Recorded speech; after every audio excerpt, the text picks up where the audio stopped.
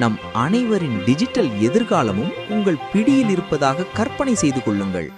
சுருக்கமாகச் சொன்னால், இந்த உலகின் காப்புரிமை உங்கள் பெயரில் இருக்கிறது. பெரும்பாலான மக்கள் என்ன செய்வார்கள்? அதை விற்று பணமாக்குவார்கள்.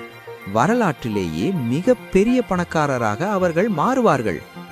ஆனால் 1993இல் ஒருவர் அந்த சீட்டை பார்த்தார். பிறகு அதை கிழித்தெறிந்தார்.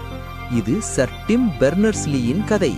ஒரு கணினியில் ஒட்டப்பட்ட ஒரு சிறிய குறிப்பின் மூலம் உலகத்தையே அதிர வைத்த மனிதரின் கதை.